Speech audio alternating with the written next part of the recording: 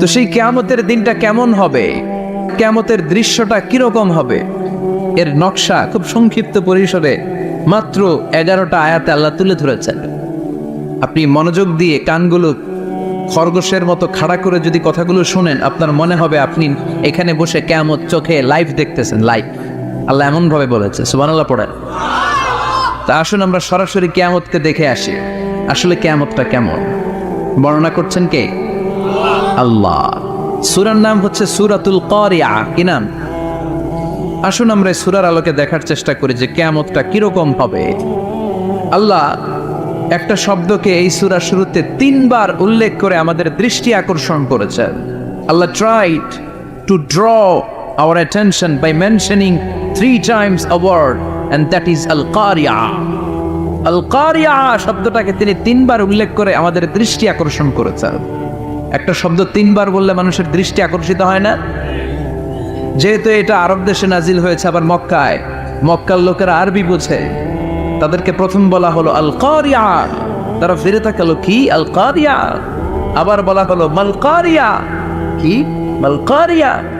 আবার বলা হলো ওমা আদরাকা মাল কারিয়া। আবার তারা ফিরে তাকালো। দৃষ্টি আকর্ষণের জন্য আল্লাহ তাআলা 3 বার এই শব্দটা বলেছেন। এজন্য এই শব্দের একটা সিগনিফিক্যান্স, একটা গুরুত্ব, অর্থবহ একটা মানদণ্ড আছে না নাই? আল কারিয়া শব্দের অর্থ হচ্ছে বিকট আওয়াজ। আল কারিয়া মানে কি? কথা বলেন, বিকট আওয়াজ। আরো জোরে বলেন, বিকট আওয়াজ। এই বিকট আওয়াজটা তৈরি করার জন্য আল্লাহ তাআলা একজন ফেরেশতা তৈরি করেছেন, যার নাম হচ্ছে ইসরাফিল। নাম কি? আমাদের মধ্যে অনেকের নাম কিন্তু আমরা ইসরাফিল রাখি, তাই না? ইসরাফিল আছে না নাই? আজরাইল কিন্তু রাখে না, কে ডরে।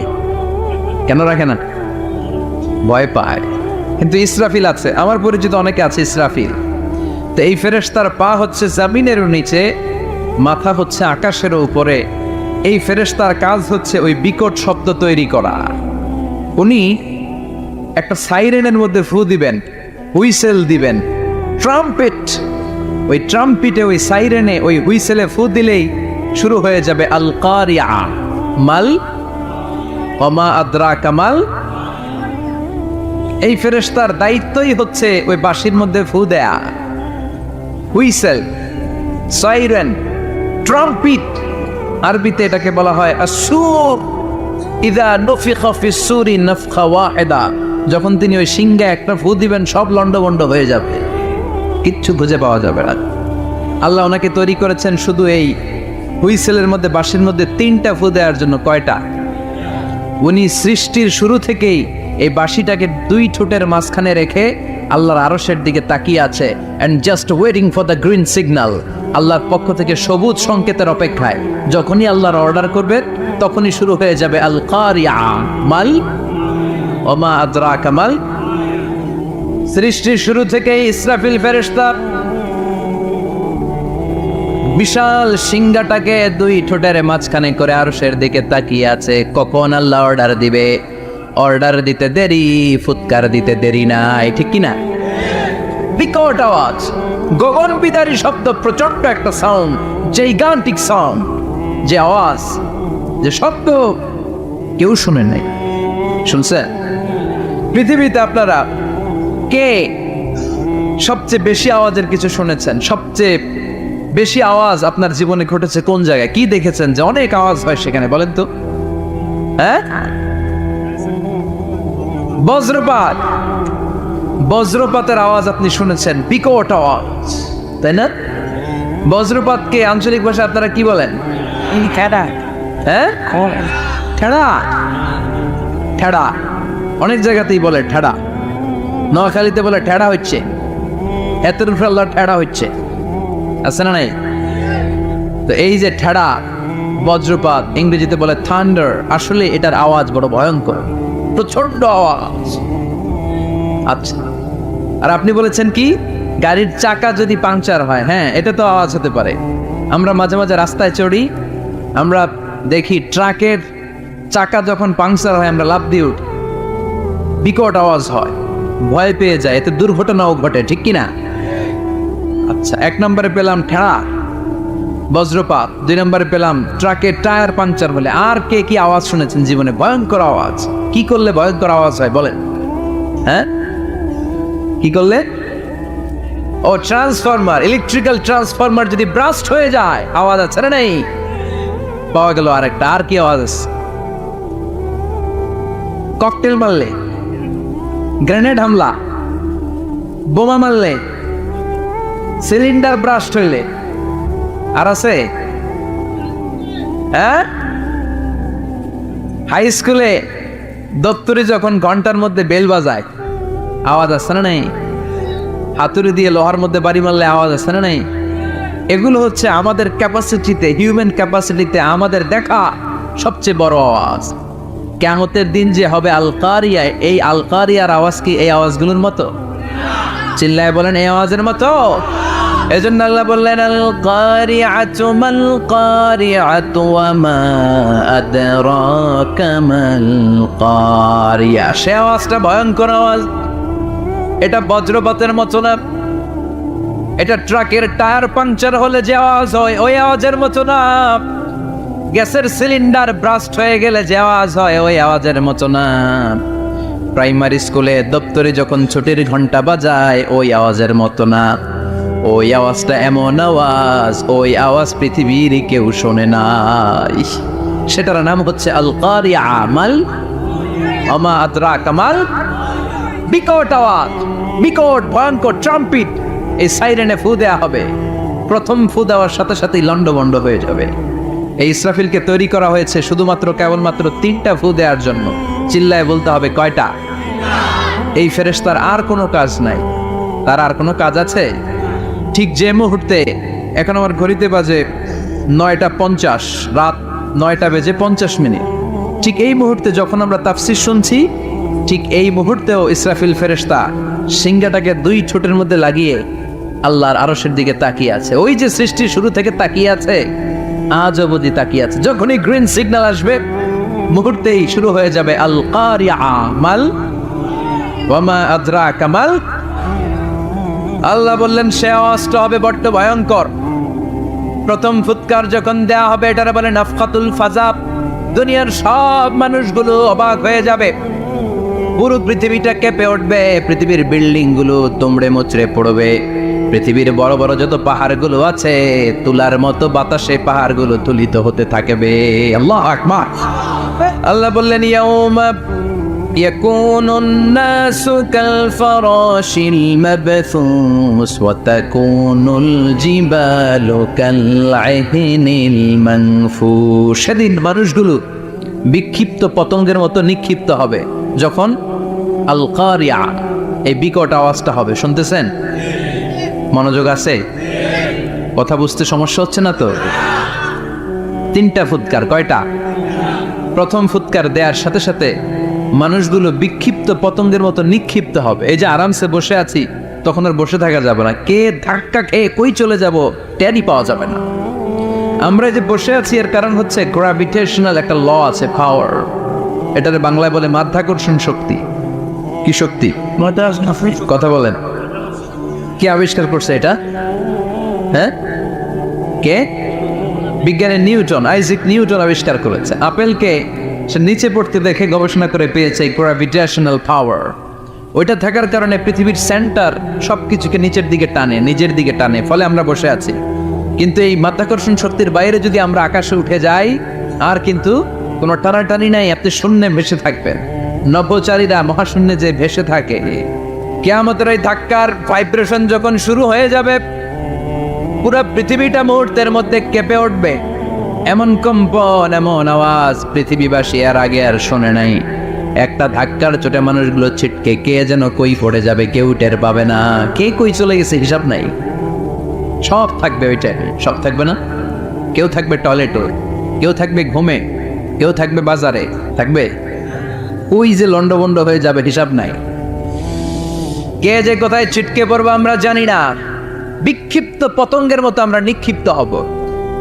শীতকালে আমার দেশের ছেলেরা রাত্রেবেলা ব্যাডমিন্টন খেলে, র্যাকেট খেলে না? খেলে তো ওরা বাঁশ গেড়ে দেয় ক্ষেতের মাঝখানে। কি গাড়ে? এরপর বাঁশের মধ্যে লাগায় কি? লাইট। লাইটগুলো লাগালে দেখবেন ক্ষেতের গ্রামের পোকাগুলো এসে লাইটের মধ্যে ছিটকে ছিটকে পড়ে। আমাদের অবস্থায় পোকার মতো হবে তখন। আল্লাহ সেটাই বললেন, ইয়াউমা ইয়াকুনুন নাসু কাল ফারাশিল মাবথুস, বিক্ষিপ্ত পতঙ্গের মতো মানুষগুলো নিক্ষিপ্ত হবে। ওয়া তাকুনুল জিবালু কাল আহিনিল মানফুশ, তুলাকে যখন পিটানো হয়, ধ্বনিত করা হয়, দেখবেন তুলার ছোট ছোট কণা বাতাসের মধ্যে ভাসতে থাকে। ফু মারলে আরো দূরে যায়, আরো বাতাস আসলে উড়ে উড়ে যে কোথায় চলে যায় টের পাওয়া যায় না। সুবহানাল্লাহ। বিশাল বিশাল পাহাড়গুলো এরকম ধ্বনিত তুলার মতো শূন্যে উঠতে থাকবে, একটা পাহাড়ও টিকবে না। বাংলাদেশের সবচেয়ে বড় পাহাড়ের নাম কি জানেন? তাজিংডং পর্বত, কিন্তু সবচেয়ে বড় পাহাড় হচ্ছে গারো পাহাড়, ময়মনসিংহের। ওটা থাকবে কিয়ামতের দিন? আল কারিয়া, আমাল কারিয়ার সময় টিকবে ওইটা? তাজিংডং বিজয় সবচেয়ে বড় পর্বত শৃঙ্গ, কোথায় এটা? বান্দরবান। এটা টিকবে? কেউকারাডাং একটা আছে না, চিম্বুক আছে না, টিকবে? টিকবে না। পৃথিবীর সবচেয়ে বড় পাহাড় মাউন্ট এভারেস্ট নেপালে 29,035 ফিট উঁচু, টিকবে? ইউরোপের সবচেয়ে বড় পাহাড় আল্পস পর্বতমালা, টিকবে না। আমেরিকার সবচেয়ে বড় পাহাড় আলাস্কা পর্বতমালা, টিকবে না। আরব বিশ্বে বিশাল একটা মাউন্টেন রেঞ্জ আছে, ওইটার নাম তুর পাহাড়, ওইটাও টিকবে না। একটা পাহাড়ও থাকবে না। পাহাড়গুলো ভেঙে দুমড়ে মুচড়ে তুলার মতো ধ্বনিত হতে থাকবে। চিৎকার করে পড়েন আল্লাহ আকবার। এই যে 5 তলা 7 তলা 10 তলা দেদারসে টাওয়ার উঠতে শুরু করেছে, বিল্ডিং বাড়তে শুরু করেছে। কিয়ামত যখন শুরু হবে, আল কারিয়া যখন শুরু হয়ে যাবে, রব্বুল আলামিন পুরো পৃথিবীটারে ধরে একটা ছাকুনি মারবে। ওই ছাকুনির চুটে 8 তলা 10 তলা বিল্ডিং গুলো টিকবে নাকি? 30 তলা 50 তলা হলে তো আর ভাঙবে না। বুর্জ আল খলিফা ভাঙবে না। দুবাইয়ের বুর্জ আল খলিফা সবচেয়ে উঁচু টাওয়ার, এটা কিংডম টাওয়ার, এটা নাকি আরো উঁচু হবে, 1000 মিটার উঁচু হবে। তাইপেডাং 101, মালয়েশিয়ার Petronas twin tower, Shanghai tower, Kaaba ঘরের পাশে বুর্জ আল খলিফা, যেটা সবাই বলে জমজম টাওয়ার, টিকবে? কথা বলেন, টিকবে?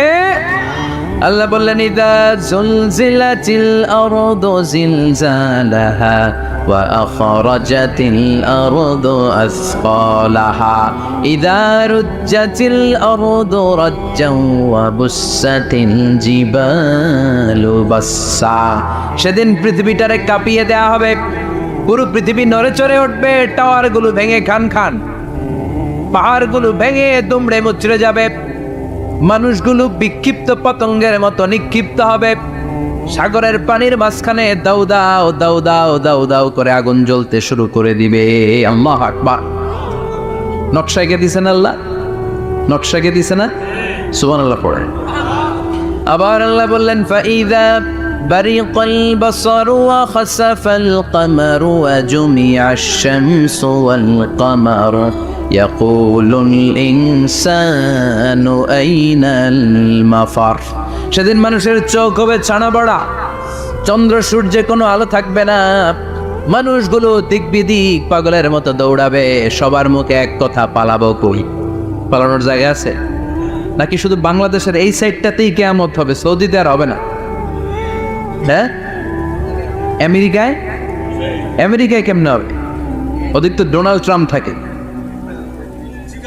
হ্যাঁ, আমেরিকাতেও হবে, জাপানে হবে, ইন্ডিয়াতে হবে, গোটা বিশ্বে একসাথেই কাপাকাপি আর এই ধ্বংসলীলা শুরু হয়ে যাবে। চিৎকার করে বলেন ঠিক কিনা? আল্লাহ বলেন, ইয়াউমা নাতবিস সামা কাতাইয়িস সিজিল্লি লিল কুতুব। আকাশ আর আকাশ থাকবে না।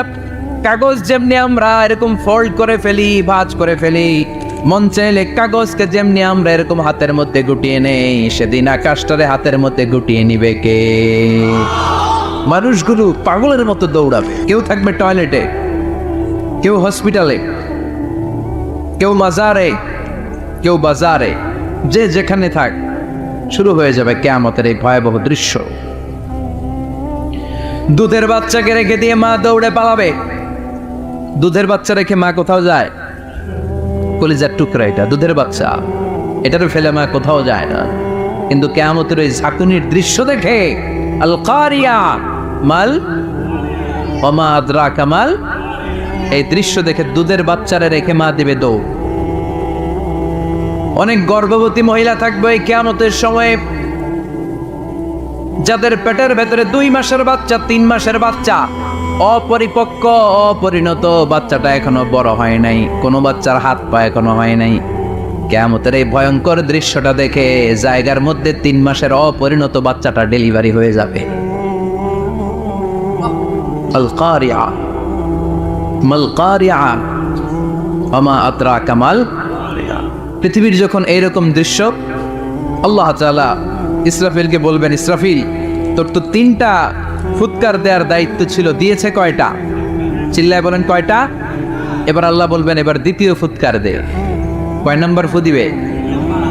ওই ফু দেওয়ার সাথে সাথে ইসরাফিল প্রথম ফুৎকার দিয়ে জায়গা মতো এরকমই দাঁড়ায় থাকবে, আবার যখন গ্রিন সিগন্যাল পাবে মুহূর্তের মধ্যে আরেকটা ফু দিয়ে দিবে। ফু দেওয়ার সাথে সাথে পৃথিবীর সব মানুষগুলো মরে শেষ। কেউ থাকবে? থাকতে পারবো আমরা? থাকার জন্য আসছি।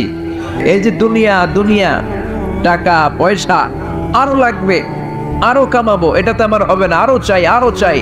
এই প্রতিযোগিতা, এই কম্পিটিশন, ওর 5 তলা আমার লাগবে 7 তলা, ওর আছে 20 লাখ আমার লাগবে 30 লাখ। প্রতিযোগিতা আছে না নাই? এগুলো আমাদেরকে পাগল বানিয়ে দিয়েছে, মহাচ্ছন্ন করে ফেলেছে। পৃথিবীটা আসলে একটা মরিচিকা, ধোঁকা, লোভ লালসা, আজ আছে কাল নাই। 2 নাম্বার ফুৎকার দেওয়ার সাথে সাথে পৃথিবীর সব শেষ। মালাকুল মাউত পৃথিবীর সব মানুষের রূহ কবজ করবে। আল্লাহ বলবেন, মালাকুল মাউত আখবিরনি মাইয়াবকা, আমাকে বল আর কে আছে। মালাকুল মাউত বলবে, পৃথিবীর সব মানুষের রূহ কবজ করে শেষ, কেউ নাই। মানুষবিহীন পৃথিবী, মানুষের কোলাহলে পৃথিবীটা মুখরিত থাকতো এতদিন। গোটা পৃথিবীব্যাপী মানুষের কোলাহল, ওই যে সাইয়েদনা আদম থেকে শুরু হয়েছে, আর থামে নাই। মানুষ আর মানুষ, মানুষ আর মানুষ, মানুষ আর মানুষ, সব মানুষ শেষ। আল্লাহ আশরাফুল মাখলুকাত একটারেও রাখি নাই, সব শেষ। শুধু আছে জিন জাতি। আল্লাহ বলবেন, যাও এবার জিন জাতি ধরো, জিনদের রূহ কবজ করো। মালাকুল মাউত কিন্তু জিনদের রূহ কবজ করে। ওমা খালাকতুল জিন্না ওয়াল ইনসা ইল্লা লিয়াবুদুন। জিন জাতি আর মানব জাতি, এই 2 জাতিকে আল্লাহ তাআলা তৈরি করেছে কার ইবাদতের জন্য? আমরা যেমনি নামাজ পড়ি, জিনেরাও নামাজ পড়ে। আমরা যেমনি রমাদানের রোজা রাখি, জিনেরাও রমাদানের ফরজ রোজা রাখতে হয়। আমরা যেমনি হজ করি, জিনেরাও হজ করে। আমরা যেমনি আরাফার দিনে কাঁদতে কাঁদতে আল্লাহর কাছে দোয়া করি, আল্লাহ লাব্বাইক করে, জিনেরাও পড়ে। আমরা দেখি না, এদের দেখা যায়? দেখা যায় না। জিসমুন নারিয়্যুন, আগুনের তৈরি ওদের দেহ। ইয়াতাশাক্কালু বিআশকালিন মুখতালিফা, বিভিন্ন কালার ধারণ করতে পারে, বিভিন্ন রং ধারণ করতে পারে। জিনের সংজ্ঞা হচ্ছে জিসমুন নারিয়্যুন ইয়াতাশাক্কালু বিআশকালিন মুখতালিফা, আগুনের তৈরি এক সৃষ্টি, বিভিন্ন সূরত তারা নিতে পারে। মানুষের সূরত নিতে পারে, প্রাণীর সূরত নিতে পারে, ঠিক কি না?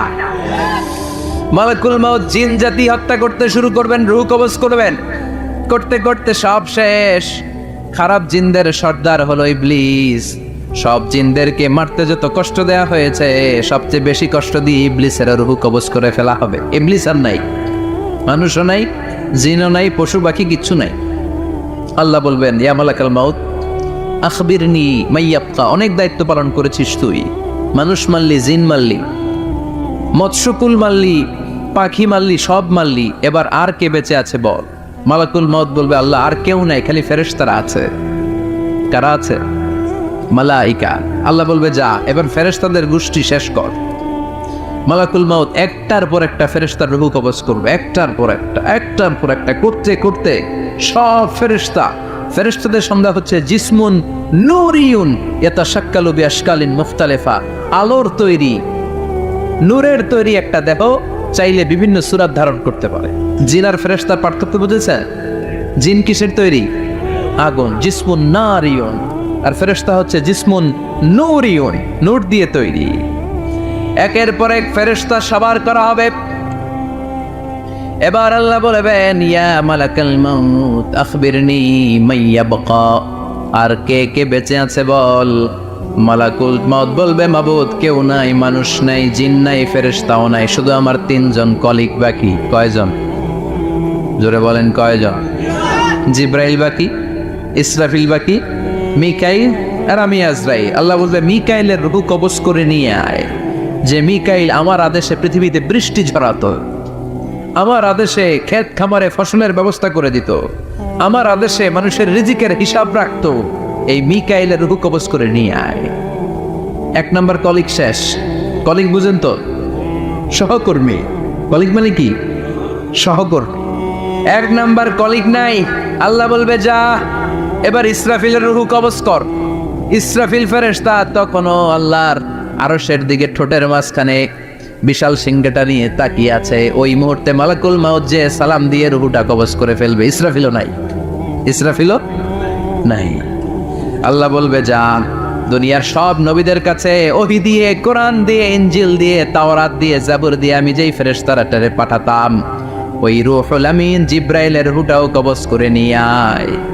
জিব্রাইলের রূহ কবজ হয়ে যাবে। এবার তিনজন কলিগই শেষ। আছে কেউ? আছে?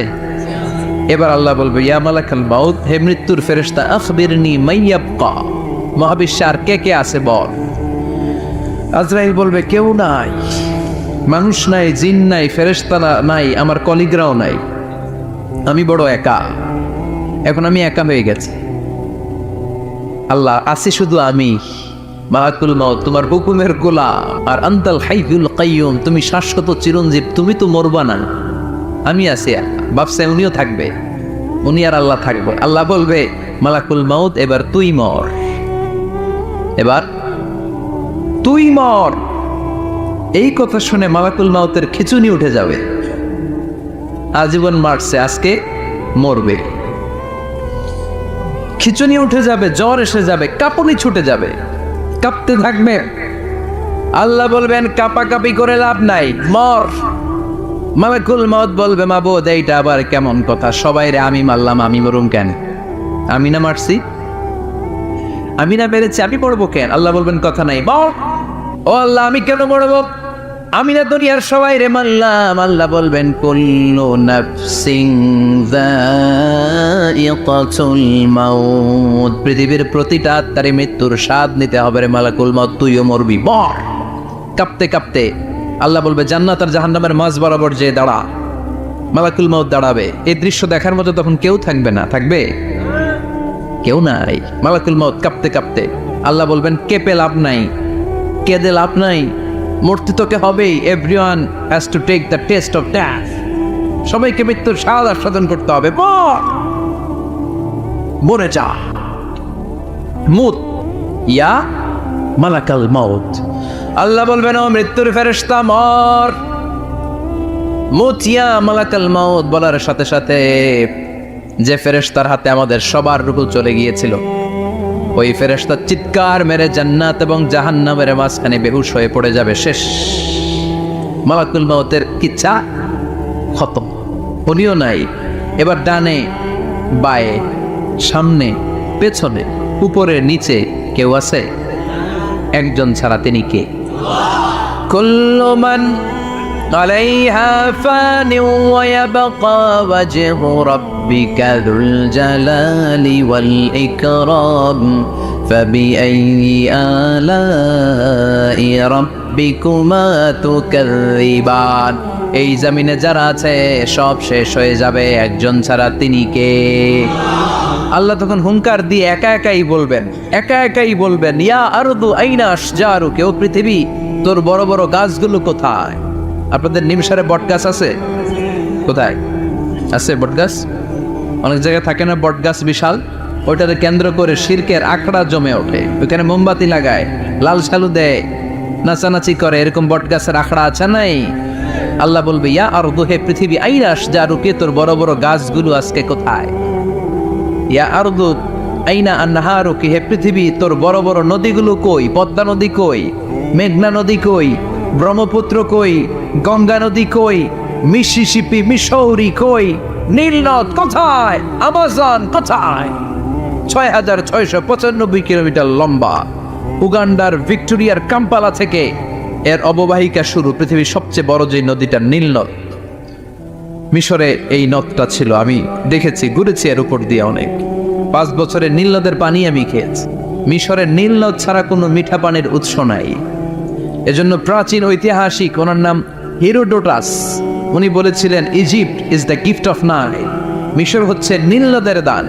নীল নদ না থাকলে মিশরে কেউ থাকতো না। আল্লাহু আকবার পড়ো। দুইটা নদী সিদরাতুল মুনতাহা থেকে জান্নাতের কানেকশন নিয়ে পৃথিবীতে এসেছে। একটা হচ্ছে ইরাকের দজলা ফোরাত নদী, আর একটা হচ্ছে মিশরের নীল নদী। সুবহানাল্লাহ পড়বেন না? 5 বছর আমি নীল নদের পানি খেয়েছি যখন মিশরে ছিলাম। সরাসরি না, মিশরীয় সরকার পাইপলাইন দিয়ে এই পানিকে রিফাইনিং করে জনগণের জন্য পৌঁছে দেয়। এই নীল নদের নিচ দিয়ে মিশরের মেট্রো লাইন আছে, মানে ট্রেন, এটাকে বলে পাতাল ট্রেন। কি বলে? তো এটার নিচ দিয়ে, নীল নদের নিচ দিয়ে আমরা ট্রেন দিয়ে এই মাথা থেকে ওই মাথায় যেতাম, আবার ব্রিজ দিয়ে এপাশ থেকে ওপাশে যেতাম। 10টা দেশ ঘুরে এই নীল নদ, একটা সাগর আছে মেডিটেরেনিয়ান সি, মানে ভূমধ্য সাগর, ওইটার সাথে মিলিত হয়েছে। আল্লাহ সেদিন বলবেন আইনা দাইর, নীল নদ আজকে কোথায়? আইনাল আনহার, নদীগুলো কোথায়? আইনাল কুসুর, প্রাসাদগুলো কই? রাজপ্রাসাদ, টাওয়ার কোথায়? আইনাল জাবাবেরা, অত্যাচারী শাসকগুলো আজকে কোথায়? যারা ক্ষমতার চেয়ার পেলে আর নামতে চায় না, এই ডাকাতগুলো আজকে কোথায়? আল্লাহ বলবে আইনাল জাবাবেরা, ফেরাউন কোথায়? নমরুদ কোথায়? আবু জাহেলের গোষ্ঠী কোথায়? ফেরাউনের চাচাতো ভাইরা কোথায়? নমরুদের চাচাতো ভাইরা কোথায়? কোথায়? যারা ক্ষমতার দাপট দেখিয়েছে, কোনো আওয়াজ আছে? কথা বলেন।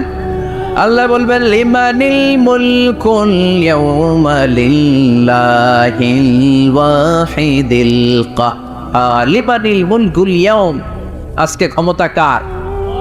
একটা চিৎকার দিয়ে উত্তর দেন, সেদিন ক্ষমতা কার? Who belongs the kingdom today? আল্লাহ বলবেন আজকে ক্ষমতা কার? ক্ষমতা শুধু একজনের, চিল্লায় বলেন তিনি কে? আল কারিআ মাল ওয়া মা আদরাকা মাল। ইসরাফিলের সিংহায় ফু দেওয়ার ডিউটি হচ্ছে 3 বার দিতে হবে। কয়বার দিছে? কয়বার মনে আছে? খেয়ে ফেলাইছেন মনে হয়। দিতে হবে মোট কয়টা? দিয়েছে কয়টা? বাকি আছে, ওটা দেওয়া লাগবে না? আল্লাহ ইসরাফিলকে রুহু দিয়ে আবার দাঁড় করায় দিবেন। সুবহানাল্লাহ পড়ে। সবার আগে ইসরাফিলকে রুহু দিয়ে দাঁড় করিয়ে দিলে উনি ওনার ডিউটি পালনের জন্য আবার সিংহার মাঝখানে ঠোঁট লাগিয়ে তাকিয়ে থাকবে আরশের দিকে। আল্লাহ বলবে ইসরাফিল এবার 3 নাম্বার ফু দিয়া ডিউটি শেষ কর। সুবহানাল্লাহ বাড়িতে গিয়া আল্লাহ বলবেন 3 নাম্বার ফুৎকার দে। বলার সাথে সাথে ইসরাফিল সিংহাটা 2 ঠোঁটের মাঝখানে দিয়ে বিশাল আর একটা ফুৎকার দিবে। ওই ফুৎকার দেওয়ার সাথে সাথে মিনহা খলাকনাকুম ওয়া ফিহা নুঈদুকুম ওয়া মিনহা নুখরিজুকুম তারাতান উখরা। ওই ফু দেওয়ার সাথে সাথে পৃথিবীর যেখানে যত মানুষ ছিল সব উঠবে। যাদেরকে স্বাভাবিকভাবে কবর দিয়ে কবরস্থানে রাখা হয়েছিল কবর থেকে উঠবে। যারা বিমান দুর্ঘটনায় মারা গিয়েছে ওই ছাইগুলো থেকে উঠবে। যারা সাগরের মধ্যে মারা গিয়েছে সেখান থেকে উঠবে। যাদেরকে তিমি মাছ খেয়ে ফেলেছিল ওখান থেকে উঠবে। যে যেখানে ছিল ওইখান থেকে উঠবে। সুবহানাল্লাহ। লক্ষ লক্ষ মানুষ উঠে বলবে আমাদের ঘুম ভাঙাইলো কে? কি বলবে? ওরা বলবে আমাদের ঘুম ভাঙালো কে?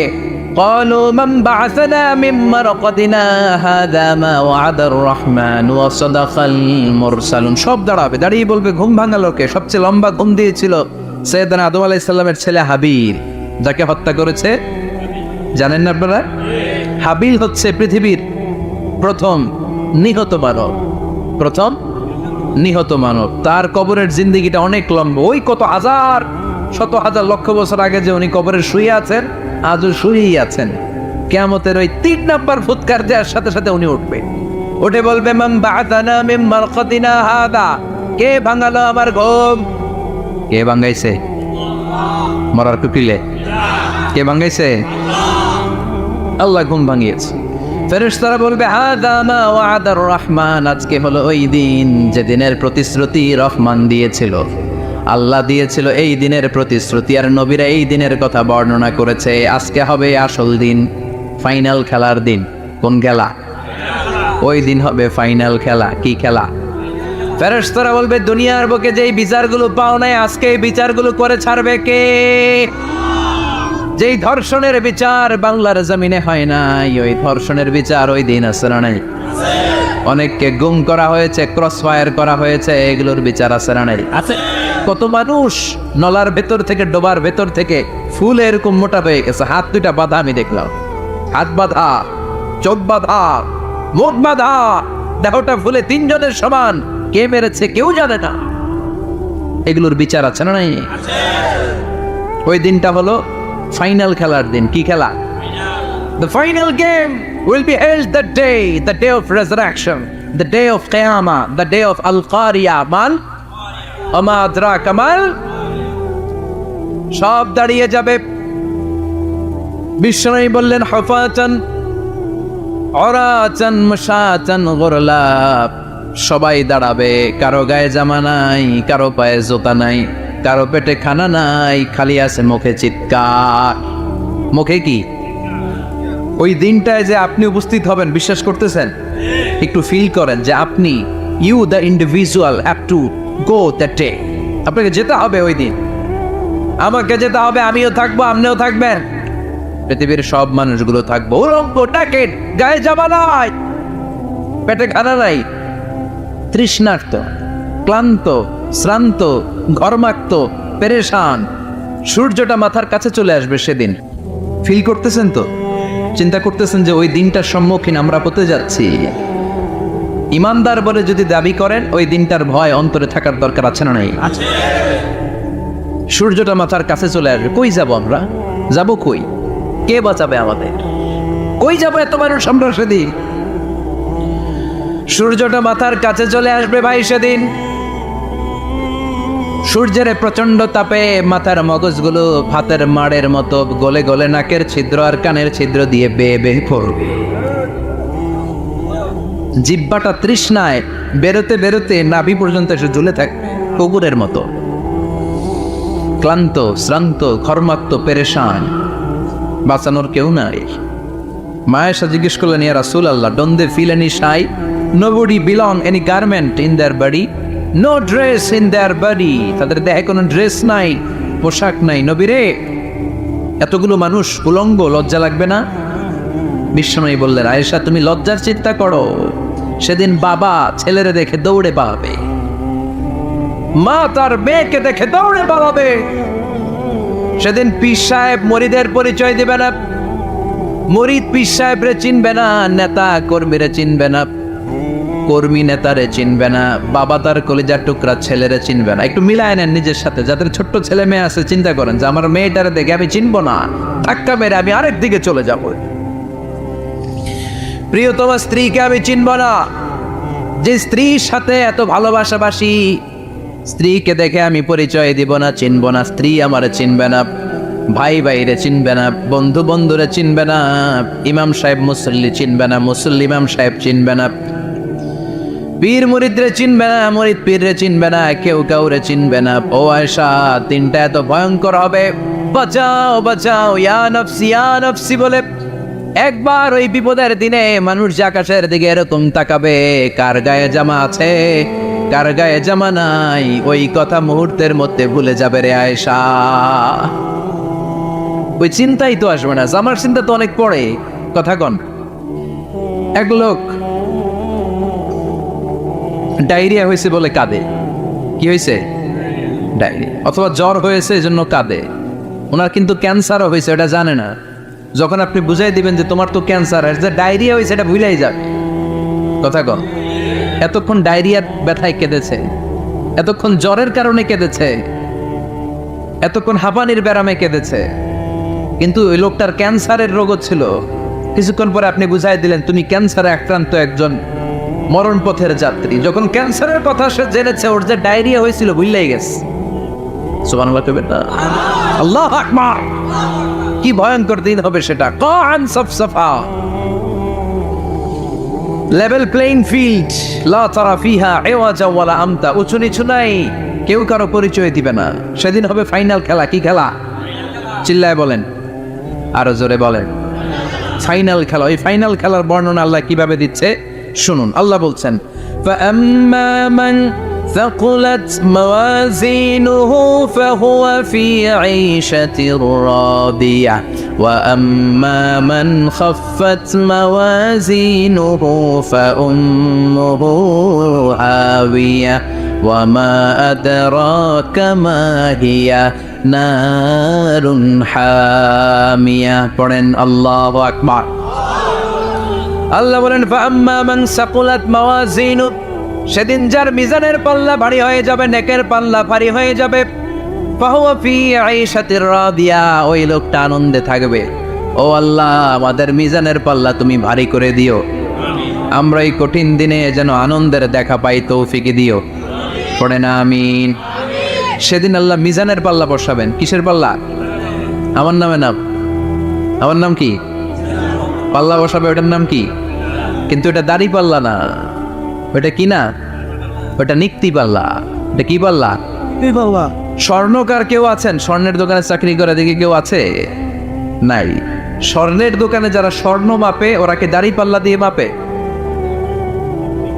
নিক্তি পাল্লা দাড়ি পাল্লা দিয়ে কি মাপে লাউ মাপে কদু মাপে ডাইল মাপে চাইল মাপে আলু মাপে পেঁয়াজ মাপে ঠিক কিনা তো দাড়ি পাল্লা দিয়ে যখন চাল মেপে দিলাম চাল সামান্য 2-4টা বেশি গেল আমার লস নাই আমি দোকানদার আর কম দিলেও যে নিতেছে তারও তেমন লস নাই কিন্তু আমি স্বর্ণের ব্যাপারী স্বর্ণ কিনতে আসছে স্বর্ণ যদি সামান্য কিছু ভুলে বেশি চলে যায় আমার ব্যবসা শেষ আর যদি কিছু রেখে দেই তাহলে ক্রেতার মারাত্মক লস ঠিক কিনা এজন্য স্বর্ণ দাড়ি পাল্লা দিয়ে মাপে না এটা মাপে নিক্তি পাল্লা দিয়ে সূক্ষ্ম ওজন করতে হয় সেখানে এক কণা স্বর্ণ বেশি হয়ে গেলে দাম বেড়ে যায় এক কণা কমে গেলে দামও কমে যায় ঠিক কিনা আল্লাহ যে মিজান আমরা বলি যে মিজানের পাল্লা এটার মিজান শব্দের বহুবচন হচ্ছে মাওয়াজিন ফাআম্মা মান সাকুলাত মাওয়াজিনু সেদিন যার মিজানের নেকের পাল্লা ভারী হয়ে যাবে ফাহুয়া ফি আইশাতির রাদিয়া তার আনন্দ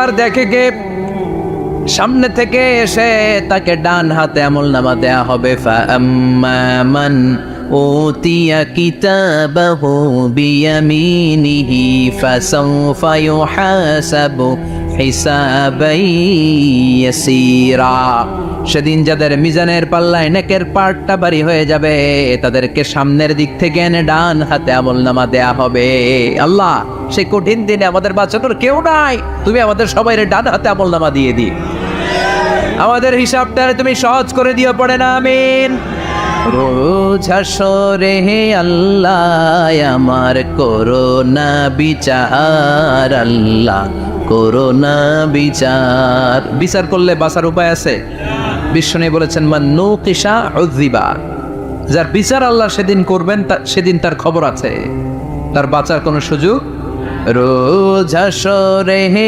আল্লাহ আমার করোনা বিচার আল্লাহ করোনা বিচার চাহি না তব দয়া চাহি এ গুনাহগার আল্লাহ করোনা বিচার আমি জেনে শুনে জীবন ভরে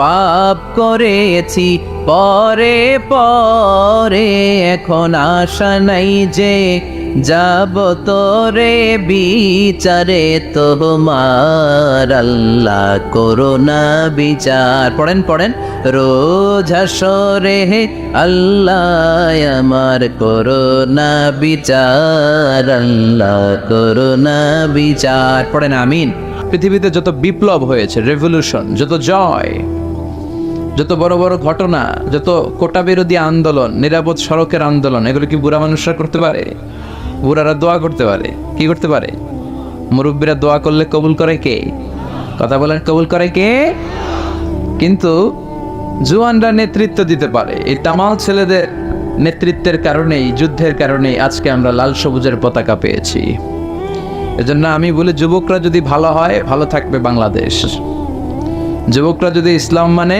ভালো থাকবে আমার এই ভূখণ্ড চিল্লায় বলেন ঠিক কিনা এজন্য ওয়াশাবুন নাশাআ ফি ইবাদাতিল্লাহ এমন যুবক যার যৌবনটা সে আল্লাহর ইবাদতে কাটিয়েছে যুবক অবস্থায় কেউ যদি ইবাদত করে বয়স হয়ে গেলে এবাদত করতে না পারলেও আমল নামায় এবাদত লিখে দিবে কে? সুবহানাল্লাহ পড়বেন না? কি এক আল্লাহ আমরা পাইছি! যুবক অবস্থায় যা করব, বৃদ্ধ অবস্থায় আল্লাহ ওইটাই লিখবে। কারণ বয়স্করা সালাত পড়তে পারে না, ফজরের সময় কোমরে ব্যথা আছে না নাই, মসজিদে যেতে পারে না, অসুস্থ, ঠান্ডা, কাশি, রোগ বালা শেষ নাই। তখন ফেরেশতারা আল্লাহ জিজ্ঞেস করে, আল্লাহ নামাজ তো পড়তে পারে না বুড়া মানুষ। আল্লাহ বলে, যৌবনকালে কি করতো দেখ। আমল নামায় দেখা গেল যৌবনকালে গান গাইতো, রূপবানে নাচে কোমর দুলাইয়া। ফেরেশতারা কয়, তোরেও পিডামু আমরা ঝুলাইয়া। ঠিক কি না? আল্লাহ বলবে, লেখ। যৌবনকালে যা করছে আকাম কুকাম সব লেখ। আর যারা ইবাদত করেছে, আল্লাহ বলবে, দেখ তো এই বুড়া মানুষটার যৌবনকালে কি ছিল কাজ। তখন ফেরেশতারা বলবে, আল্লাহ যৌবনকালে তাফসির মাহফিলে ওর মিছিলের চোটে তাফসিরের ময়দান থারথার করে কাঁপতো। সে ইসলামের পক্ষে শক্তি ছিল। সে রাতের আধারে তাহাজ্জুদের নামাজ পড়তো। সুবহানাল্লাহ পড়েন।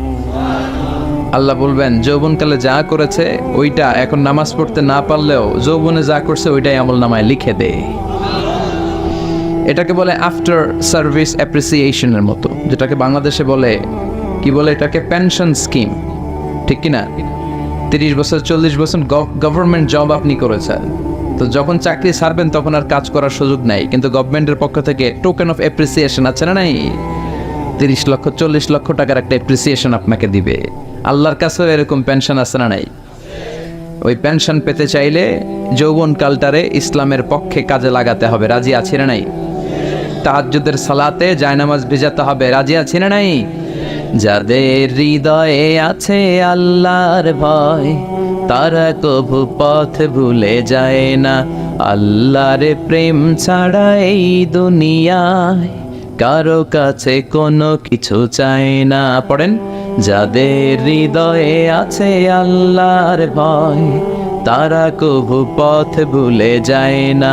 আল্লাহর প্রেম ছাড়া এই দুনিয়ায় কারো কাছে কোনো কিছু চায় না। রাতের আধারে যারা সেজদাতে রয়, দু চোখের শ্রুতে নদী যেন বয়। রাতের আধারে যারা সেজদাতে রয়, দু চোখের শ্রুতে নদী যেন বয়। ছলনার হাতছানি যতই ডাকুক, ছলনার হাতছানি যতই ডাকুক, পেছনে ফিরেও সে তাকায় না। যাদের হৃদয়ে আছে আল্লাহর ভয়, তারা কভু পথ ভুলে যায় না।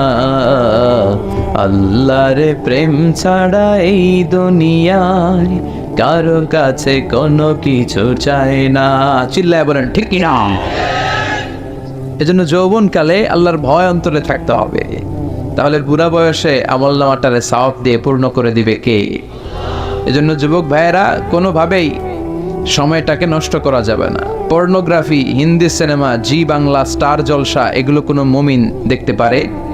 কথা বলে, কোনো মুমিন চাইলেই মাদকের সাথে সম্পর্ক রাখতে পারে, জুলুমের সাথে সম্পর্ক রাখতে পারে, যৌতুকের সাথে সম্পর্ক রাখতে পারে, ঘুষের সাথে আমাদের কোনো সম্পর্ক থাকতে পারে না। আল্লাহ তুমি সহি সমঝ দান করো। আমরা পড়ি আমিন।